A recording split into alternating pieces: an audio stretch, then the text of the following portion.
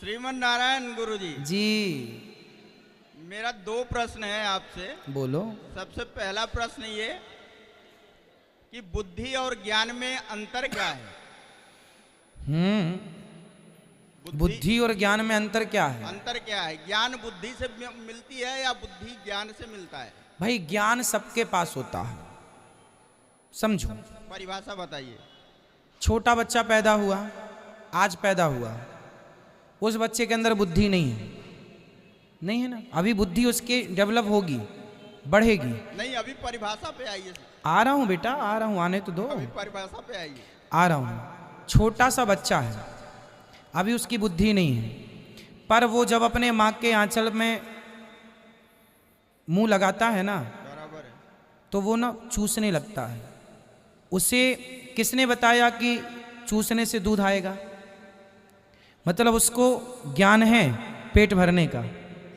पैदा होते ही उसे ज्ञान हो गया ना, तुझे कैसे पेट भरना। माँ का वो आंचल पकड़ता है मुंह से और वो चूसने लगता है दूध। अब उसे दूध चूसना किसने सिखाया?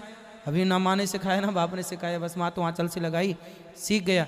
तो ज्ञान तो उसको है। चींटी भी लाइन पर लाइन पर लाइन सीधी सीधी चलती है, चींटी को भी ज्ञान है, हाथी को भी ज्ञान है, सबको ज्ञान होता है। पर जो बुद्धिमान होता है ना, वो इंसान होता है। ज्ञान सबके पास, इस धरती पे ऐसा कोई नहीं है, चाहे कीट पतंगा क्यों ना हो, सांप चूहा बिल्ली क्यों ना हो, सबको। अब कुत्ता को कितना ज्ञान है, उसकी कुत्ता की कुतिया जो होती है, देख लो ना, वो अपने बच्चों के लिए कैसा दूध पिलाती है। वो कहीं भी होगी पर अपने बच्चों के पास समय से आके दूध पिलाने के लिए, तो मतलब उसके पास ज्ञान है, बच्चों के पालन करने का ज्ञान, बच्चों का भरण। चिड़िया सारी जंगल में इतने सारा पेड़ होते हैं, लेकिन वो अपना घोंसला नहीं भूलती, सारे जंगल में जाके दाना मुंह में दबा के बच्चों के मुंह में डालती है। ज्ञान है ना परिवार पालन करने का। चिड़िया को भी ज्ञान है, पर बुद्धि नहीं है। ठीक है, बुद्धिमान कौन है? अब बुद्धि की परिभाषा समझिए। ज्ञान तो सबके पास है, पेट भरने का ज्ञान सबके पास है, परिवार का ज्ञान सबके पास है कि ये मेरा है। चिड़िया भी रोती है जब उसके बच्चों को कोई मार डालता है, पक्षी आता है ना, तो वो भी बेचारी चै चै चै चै चै करके वो अपने भाषा में अपना दुख व्यक्त करती होगी। तो मतलब परिवार का सुख दुख उसे भी है, हाँ या ना। सांप बिल्ली को भी सुख दुख परिवार, एक तरीके से ये ज्ञान है। इसको सेंस कह सकते हैं, सेंस ही तो है, क्षमता कह सकते हैं। हाँ तो है ना, वो ज्ञान के अंतर्गत ही तो आया। समझने की क्षमता और ज्ञान, क्या ये दोनों चीजें अलग अलग? ये बेटा ज्ञान ही है। अब उसे आप भाषा में पर्यायवाची कितने भी नाम दे दो, सेंस दे दो, सेंस मीन्स क्या है? सेंस मीन्स ज्ञान ही है ना, वो इंग्लिश शब्द हो गया, हम हिंदी कह रहे हैं, ठीक है ना। अब बुद्धि पे चलते हैं। जो बुद्धि होती है, हमारा मन, ये 100 रुपये पड़े हैं यहाँ, माना कि ये 100 रुपये पड़े हैं, हमने देखा 100 रुपये हैं, तुरंत मन गया अरे उठा लो। बुद्धि तुरंत निर्णय देगी नहीं, जिसका होगा वो कितना परेशान हो रहा होगा। यदि आपकी बुद्धि सात्विक है तो आपकी बुद्धि उस मन को वहां से हटा लेगी। नहीं, 100 रुपये पड़े रहे हम। यहाँ एक प्रश्न और आता है, अभी कर लेना, पहले ये तो पूरा हो जाने दो। एक प्रश्न यहीं पे आता है। हाँ तो करो। बुद्धि इज डिवाइडेड इनटू 2 पार्ट, हाँ, दैट इज कॉल्ड विवेक। अभी मैं विवेक में आऊंगा, अभी विवेक में आया ही नहीं, समझो आप। ठीक, अभी आप हम वहां पहुंचने तो दो। एक सीढ़ी चढ़ेंगे, फिर दूसरी चढ़ेंगे, फिर तीसरी चढ़ेंगे। सुनो, हमारा मन जो है वो संकल्प विकल्प करता है। 100 रुपये पड़े हैं, उठाऊं कि ना उठाऊं। फिर बुद्धि निर्णय देती है कि उठाओ या ना उठाओ। अब बुद्धि कह दी कि भाई उठा लो, तो उठा लिया। तो बुद्धि सबके पास होती है, पर जो विवेक की आप बात कर रहे हैं वो सबके पास नहीं होता। बिनु सत्संग विवेक न होई और राम कृपा बिनु सुलभ न सोई। अब आते हैं विवेक किसे कहते हैं। विवेक क्या है? जो आदमी विवेकशील होता है ना, विवेकशील होने के कारण कहा गया नरेंद्र को विवेकानंद। उनका नाम नरेंद्र था, परंतु विवेक होने के कारण, सेल्फ डिपेंड होने के कारण, मतलब जो विवेक होता है ना वो प्रेजेंट ऑफ माइंड होता है। आप, ये मेरी माँ है, ये मेरी माँ है और आप माँ की आरती उतार रहे हैं, ये बुद्धि है। आप बुद्धिमान हैं इसलिए माँ की आरती उतारे। पर विवेक कहता है, एक मिनट, विवेक कहता है कि ये मेरी माँ नहीं, माँ के रूप में भगवान है। जो अपनी माँ को सिर्फ माँ माने वो बुद्धिमान हो सकता है, पर जो अपनी माँ को भगवान मानकर उसकी सेवा करे वो विवेकशील है। ये विवेक होता है। ये विवेक की परिभाषा है। मेरा क्वेश्चन ये था, कण कण में भगवान है ये जानने वाला बुद्धिमान हो सकता है, पर जो कण कण में भगवान को महसूस करने लग जाए वो विवेकशील है। जानना और मानना दो बातें हो गई। अब बोलो आप। मेरा कहना ये था कि सही और गलत का निर्णय लेने की क्षमता जिसमें आती है वही विवेकशील होता है। हाँ, सही और गलत निर्णय लेने की क्षमता भैया विवेक जो है ना सबके पास नहीं होता। सही गलत का निर्णय सब लोग कहाँ ले पाते हैं? दुर्योधन कहाँ निर्णय ले पाया? भगवान ने कहा था शांति दूत बन के गए थे युद्ध मत कर, कहाँ निर्णय ले पाया? उसके पास बुद्धि तो थी दूसरों का धन हड़पने की, पर विवेक होता तो युद्ध ही ना होता ना भाई। जहाँ विवेक है, विवेक तो अर्जुन के पास था कि मैं नहीं युद्ध करूंगा भाई साहब, ये सामने मेरे दादाजी खड़े हैं, मेरे गुरुतुल्य गुरु जी खड़े हैं द्रोणाचार्य। भगवान ने फिर गीता सुनाई कि भाई ये कर्म है, कर्म करना है। तो विवेक मेरे भाई, ये आप ठीक कह रहे हैं कि निर्णय विवेक करेगा, लेकिन विवेक सबके पास कहाँ होता है? इसलिए हमने कह दिया ना कि सत्संग से विवेक जागता है। बुद्धि सबके पास होती है, विवेक सबके पास नहीं होता। और दूसरा सवाल गुरुजी ये है कि आज आप 10वीं और 12वीं क्लास के बच्चों से पूछिएगा तो वो आगे बच्चे यही कहते हैं कि आगे हम कौन सा सब्जेक्ट लें। मतलब वो अपने सब्जेक्ट को निर्णय नहीं दे पाते अपने आप को कि मैं आगे किस फील्ड में आगे बढ़ूं, किस क्षेत्र में आगे बढ़ूं, किस शिक्षा में आगे बढ़ूं। मतलब उनके पास बुद्धि तो है, पढ़ के वो अच्छे नंबर ले आए, पर ये निर्णय नहीं कर पा रहे हैं कि अब हम क्या सब्जेक्ट ले लें, आगे किस फील्ड में जाएं। तो उनके पास विवेक की कमी है ना। फिर वो माता पिता से, अपने गुरुओं से, किसी से पूछते हैं। तो निर्णय लेने की क्षमता सब में नहीं है। जिसके अंदर निर्णय लेने की क्षमता है और निर्णय भी गलत नहीं सही, वो विवेकशील व्यक्ति है। आगे संस्कार की परिभाषा क्या है गुरुजी? संस्कार, संस्कार किसे कहते हैं? संस्कार कहते किसे हैं? हाँ, हम तो संस्कार जानते हैं कि संस्कार अच्छे होने चाहिए लोगों के। हाँ सत्य, सेवा, संयम, परोपकार, परमार्थ, हाँ नियत, 16 आना ठीक, उत्तम व्यवहार, कम खर्च की आदत, अन्याय का समर्थन न करना और माता पिता की सेवा करना। ठीक है, मन से सरल, वाणी से सरल, सत्य जीवन, सद्विचार, ठीक है, यह जीवन के मुख्य आधार। ठीक है। But if we talking about what is culture, संस्कार कहते किसे हैं? इसी को संस्कार कहते हैं जो आप कह रहे हैं। आपके अंदर नेकी आ गई, आपके अंदर माँ बाप के प्रति सेवा का भाव आ गया। मातृदेवो भव, पितृदेवो भव, अतिथि देवो भव, आचार्य देवो भव। जो सबका सम्मान करने लग जाए, छोटे से लेकर बड़ों तक का, जो मन से वाणी से किसी का दिल ना दुखाए, वो व्यक्ति संस्कारी है। जो किसी का दिल नहीं दुखाना चाहता, वो संस्कार की आपने परिभाषा दे दी। संस्कार की परिभाषा हमने दे दी, लेकिन आपसे एक प्रश्न ये है जी, कि कई बार आपने कथा में बोला भी है, पिछले 2 साल से हम आपका कथा श्रवण करते हैं जी। और कथा में प्रवचन भी आपने बोला है कि बच्चों को सबसे पहली शिक्षा माता पिता के द्वारा संस्कार की देनी चाहिए। ठीक है। कई बार ऐसा होता है कि माता पिता के संस्कारी होने के बावजूद भी बच्चे असंस्कारी निकल जाते हैं। हाँ, बच्चे निसंस्कारी निकल जाते हैं। ठीक है। तो ये क्या एक जेनेटिक गुण है, वंशानुगत गुण है? अगर साइंटिफिक रूप से माने, अगर हम समझिए, माता कैकई, उनसे अच्छी माँ होगी कोई? पर मंथरा के कुसंग से बिगड़ गई कि नहीं? ना कोई व्यक्ति अच्छा होता है, ना कोई व्यक्ति बुरा होता है। उसकी संगति निर्णय लेगी कि उसे अच्छा बनाना है या बुरा बनाना। अच्छी संगति उसे अच्छा बना देगी, बुरी संगति उसे बुरा बना देगी। यहाँ उदाहरण सबसे बड़ा ज्वलंत माता कैकई। कैकई जैसी माँ, विदुषी माँ, बुद्धिमान, उनके जैसा भरत की माँ है, भरत जैसे महापुरुष की माँ है। राम को दूध पिलाया अपने आंचल का। वो कैकई मंथरा की संगति, को ना कुसंगति पाए न साही, कुसंग पाकर कौन ना बिगड़ा। सबसे बड़ी माँ बाप, ना माँ बाप गलत है, ना बच्चे ही गलत है, ना आप ही गलत हो, ना हम ही गलत। आपको और हमें अच्छी संगति मिली तब ना आप अच्छी बातें कर रहे हैं हमसे।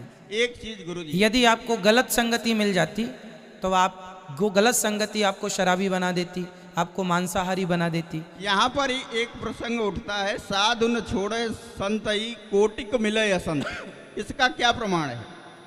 साधु न छोड़े संतई कोटिक मिले असंत। हाँ, देखो ये भी बात चरित्रार्थ होती है कि नहीं? होती है, समझो ना। रामचरितमानस में लिखा है गोस्वामी जी ने, 60 सुधरहि सत्संगति पाई, पारस परस कुधात सुहाई। जो 60 होते हैं वो सत्संग पा करके सुधर जाते हैं। परंतु एक चीज और लिखी, मूर्ख हृदय न चेत जो गुरु मिलहि विरंची सम। मूर्ख रावण, जैसे हनुमान जी गुरु जी हैं रावण के, शंकर जी के अवतार हैं, समझाया, अंगद जी ने समझाया, मंदोदरी ने समझाया, माल्यवंत ने समझाया, विभीषण जी ने समझाया, उनके विश्रवा पिताजी ने समझाया, उनके स्वयं भगवान राम ने समझाया। क्या मजाल किसी की सुन ले? किसी की नहीं सुना, सर्वनाश हो गया। तो कुसंगी जो है वो कुसंग जो मूर्ख होता है।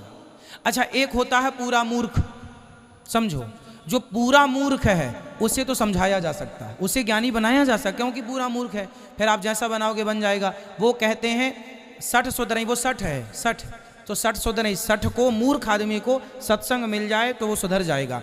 पर जो खुद ऑलरेडी ज्ञानी, रावण जैसा, पर ज्ञानी है पर अधूरा ज्ञानी है, अध कचरा, अध जल गगरी गगरी छलकत जाए, तो रावण वैसे ही था। रावण यदि पूर्ण ज्ञानी होता तो पराई नारी को ना उठाता, मतलब वो अधूरा था, और अधूरा को फिर समझाना बड़ा मुश्किल है, उसे कोई ना ब्रह्मा ना समझ, मूर्ख हृदय ना चेत। तो कुसंग जीवन में यदि आपके अंदर अध जल गगरी वाला कुसंग आ गया, यदि आप अधूरे ज्ञानी हैं, तब आपको कोई नहीं समझा सकता। और यदि आप पूर्ण रूप से मूर्ख हैं, और यदि या फिर पूरे ज्ञानी हैं, यदि पूर्ण ज्ञान है तो भी आप गलत ना होंगे, पूर्ण अज्ञानी हैं तो भी आप गलत ना होंगे। खतरा उन्हें है जो ना पूरे अज्ञानी है ना पूरे ज्ञानी है, वो खतरे में है, रावण जैसे लोग। धन्यवाद गुरुजी। गुरुजी जय श्री नारायण, जय श्री जय श्री राधे राधे राधे राधे। गुरुजी पहली बात तो ये कि ये जो सेवाएं चल रही है ना, इनको देख देख के ना दिल गदगद हो जाता है आपकी। दूसरी बात ये कि मैं एक बात और कहना चाहूँगा माताओं से भी, बहनों से भी, सभी से भी, कि मैंने आज अपनी आंखों से देखा कि ना भोजन इतना लें थाली में कि जितना हम खा सकें। मैंने बिगड़ता हुआ देखा आज। ऐसा ना करें, अपने बच्चों को समझाएं प्लीज, ऐसा ना करें। महाराज जी मेरा आपसे एक क्वेश्चन है। आप तो ज्ञान के भंडार हो, ज्ञाता हो, वेदों में, शास्त्रों में, गीता में, भागवत में, सब चीज में आप तो सब कुछ गुजरे हुए हो। ये गुड मॉर्निंग का शब्द का कोई अर्थ है इनमें? इंग्लिश शब्द है, कहते हैं हेलो गुड मॉर्निंग। नहीं, गुड मॉर्निंग कहते तो है, इसका अर्थ तो कोई है, अच्छी सुबह के अलावा कोई अर्थ हो? हाँ, बाकी इंग्लिश में बहुत सारी चीज़ें जिनका कोई अर्थ नहीं है, पर लोग कहते हैं, प्रयोग है। इसलिए हम भारतीय ना, हमें जय श्रीमन नारायण, जय श्री कृष्णा, जय श्री राधे बोलना चाहिए। क्यों लगी हुई है पब्लिक इसके पीछे? एक छोटा सा राम का नाम नहीं बोल सकते, गुड मॉर्निंग में लगी हुई है पब्लिक। पढ़े लिखे हैं, क्या करोगे? आप समझाते हो, आपकी एक एक बात आप कहते हो कि मैं पीएचडी करके आपको एक एक बात समझाता हूँ। मैं तो आपकी एक एक बात, एक शब्द को पकड़ता हूँ, मैं आपके को एक शब्द को पकड़ता हूँ। तो आप कहते हो मैं पीएचडी करके जब आपको कोई बात समझाता हूँ तो मैं पकड़ लेता हूँ। तो आप कहते हो कि भाई ये समझते नहीं है ये लोग, पता नहीं समझ में नहीं आ रहा क्या चल रहा है। आप कहते हो कि भाई मम्मी मरी हुई बॉडी को जैसे कहते हैं, मम्मी से मॉम बना दिया, डैड बना दिया। ये क्या चल रहा है, मेरे कुछ समझ में नहीं आ रहा है। ये नहीं है ना, गलत है। इसलिए बच्चे माँ बाप बोलने लगे, मैया बोलने लगे और पिताजी बोलने लगे, पिताजी बोलने लगे। तो आएगा धीरे धीरे। हमारे देश में हुआ क्या कि अंग्रेजों का शासन था, कहते हैं ना अंग्रेज चले गए, अंग्रेजी छोड़ गए। अंग्रेजी का ज्ञान होना बुरा नहीं है। देखो, हमें 10 भाषाओं का ज्ञान हो तो ये और प्लस चीज़ है, प्लस पॉइंट है। ज्ञान होना बुरा नहीं है। हम इंग्लिश भी जाने, तमिल भी जाने, फारसी भी जाने, चाइनीज भी जाने, मलयालम भी जाने और जापानी भाषा भी जाने सब, पर हमें अपने कल्चर में, अपने माहौल में केवल अपनी भारतीयता को ही स्थान हम दें, अपनी हिंदी को स्थान दें। जाने सब, ज्ञान आपके पास होना चाहिए, इंग्लिश भी जानो, लेकिन अपने बीच में। अब जैसे हम इंग्लिश जान गए तो हम आपको आंटी कहने लग जाएं। जिसको जीवन भर चाची कहते आए हैं उसको आंटी इसलिए कहें कि हम इंग्लिश जान गए? नहीं जी, जान गए अच्छा है, पर जो तुम हिंदी वाले हो, अपनी भारतीयता है, वो हमारी चाची ही अच्छी है, मौसी ही अच्छी है। मौसी को आंटी, चाची को आंटी, मज़ा नहीं आएगा कहने में। एक अपनापन चाची में है, एक अपनापन काकी में है, एक अपनापन मौसी में है, ना कि आंटी में। हमारी भाषा जो है ना वो दिल की भाषा है, मतलब जुड़ी हुई एक आत्मीयता है, एक प्रेम है, रिस्पेक्ट है उसमें। तो गुरुजी मुझे तो आपके एक एक शब्द में ना सीखने को मिलता है। मैंने पहले भी बताया था कि मेरा पेट इतना था, वो इतना सा हो गया। दूसरी बात, ये बाल देखो, मैंने सर्फ साबुन कभी नहीं लगाया बालों में। अब जी आपने एक दिन बोला था कि हम मिट्टी से सिर धोते हैं, आपने बोला था। जी जी मैंने वही बात पकड़ ली। आज तक मैं मिट्टी से धोता हूँ। मेरे बाल कोई सफ़ेद कोई है जैसे तोमर के हिसाब से होगा, जी जी बाकी बिल्कुल बहुत अच्छे से। अच्छा, दूसरी बात एक और है, मेरी एक आदमी से बहस हो गई। वो कहने लगा कि राम कृष्ण कोई भगवान थोड़े ना थे, वो तो हमारी तरह के ही थे। तो उससे बहस होने लग गई। मैं उससे खूब एग्जाम्पल, आपका जो एग्जाम्पल देते हो, तो मेरे उस एग्जाम्पल पे भी मैंने फॉलो करके देखा था। वो बंदे समझने को तैयार नहीं है। मैं उससे कहने लगा भैया श्री राम जी भगवान थे। बोला नहीं, हमारी तरह के इंसान थे। तो मैं बोलने लगा कि भाई सूर्य नारायण जिन्होंने मुंह में रख लिए, जो पृथ्वी से भी कई गुना बड़ा हैं, उन्होंने मुख में रख लिए, वो उनके चरणों में पड़े हैं। तेरे चरणों में तेरा बेटा भी नहीं है जिसके लिए तू दिन रात काम करने लग रहा है। सही है, मैंने गलत तो नहीं कहा गुरुजी? सही कर। आज के समय में यहाँ पर छोटे छोटे बच्चे, चलो इन माता पिताओं को मैं प्रणाम करता हूँ जो यहाँ वृंदावन लेके आए। यहाँ पे क्या है कि ये बच्चे राम को नहीं जानते, राम का जन्म नहीं बता सकते। आज का इतना बड़ा 11-12 साल का बच्चा राम का जन्म कहाँ हुआ है। मैं पूछ लिया एक से कि बेटा राम का जन्म क्या हुआ? बोले श्रीलंका में हुआ है। क्या चल रहा है समझ में नहीं आ रहा कुछ भी। माँ बाप की जिम्मेदारी है कि वो अपने बच्चों के संस्कार, उनको बच्चों को संस्कार वो दें और वो सब जानकारी दें। सही कह रहे हैं आप, संस्कारहीन तो हम होते ही जा रहे हैं। होना चाहिए ना गुरुजी। मुसलमान का छोटे से बच्चा कुरान पढ़ना जानता है, नमाज पढ़ना जानता है। हमारे बच्चों को राधे कृष्णा बोलने में शर्म आती है इनको। सही है। गुरु कोई गलत बात बोल रहा हूँ तो बता देना मेरे को। कोई मैं सही है, ठीक है, खुश। इनको राधे कृष्णा बोलने में शर्म आती है गुरुजी। एक रिक्वेस्ट है कि जो भी कोई भी पाठशालाएं हैं, सब में एक राम कृष्ण का अध्याय तो होना बहुत जरूरी है। बहुत जरूरी है, बहुत जरूरी है गुरुजी। वो सब कुछ छोड़ दिया। अच्छा, दूसरा ये है, जैसा कि आपने कहा कि कुछ लोग राम जी को भगवान नहीं मानते। इसमें एक छोटा सा मेरा विचार है कि यदि कोई भगवान श्री राम को, श्री कृष्ण को कोई भगवान ना माने तो चलो मत मानो।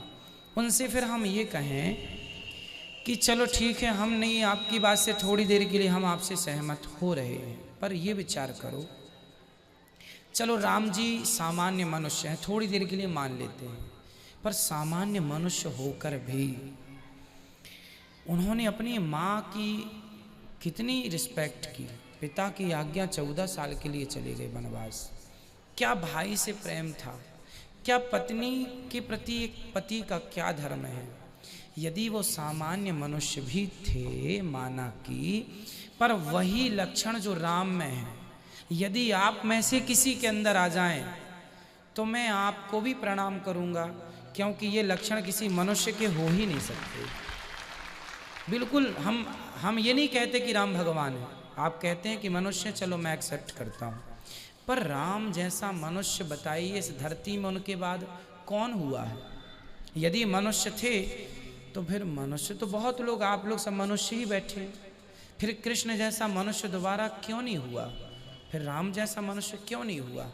ये तर्क आप कर सकते हैं। चलो आपकी अपनी श्रद्धा, मेरी श्रद्धा कि मैं उन्हें भगवान मानता हूँ, आपकी श्रद्धा कि आप उन्हें इंसान मानते हैं, पर इंसान भी मानते हैं तो इंसान से भी आप बहुत कुछ सीख सकते हैं, क्योंकि उनका इंसान होना वैसे लिखा ही है, वो मनुष्य ही है। विप्रधैन सुर संतहित लीन मनुज अवतार है, तो मनुष्य पर है ईश्वर, पर कुछ नहीं माने तो कोई फोर्स नहीं है। पर उनके जो गुण हैं, जो लक्षण, एक चलो वो मनुष्य है, माना कि कृष्ण मनुष्य हैं, लेकिन आज तक उनके बाद किसी ने एक उंगली से पहाड़ उठाया? बहुत मनुष्य तो तेरे द्वापर के बाद पैदा हुए, कोई तो जरूरत नहीं की कि एक उंगली से पूरा पहाड़ उठा लिया हो।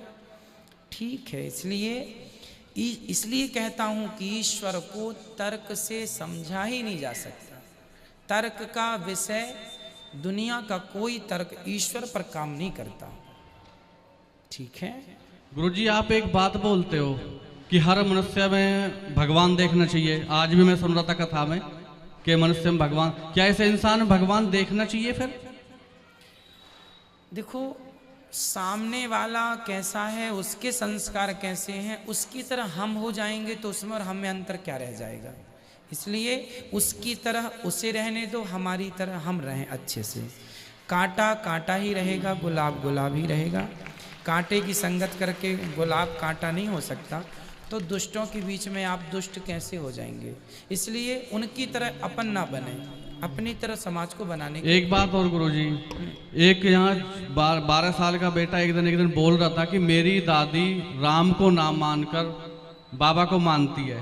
याद है। बाबा रामपाल जी, मैं नाम ही ले लेता हूँ, कोई दिक्कत नहीं है। बाबा रामपाल जी वो कहते हैं कि राम को बाहर निकाल दो, राम की तस्वीरें बाहर डाल दो। अब उनका कोई नाम पूछे, उनका नाम रामपाल। इन बाबाओं के बीच में राम लगे हुए हैं, बहुत बाबाओं के बीच में राम नाम लगा हुआ है, और वही कहते हैं कि तस्वीर बाहर डाल दो। जिन जिन के नाम में राम था और उनने यदि गलत काम किए तो फिर राम ने दंड भी दिया। ठीक है गुरुजी, जय श्रीमन नारायण।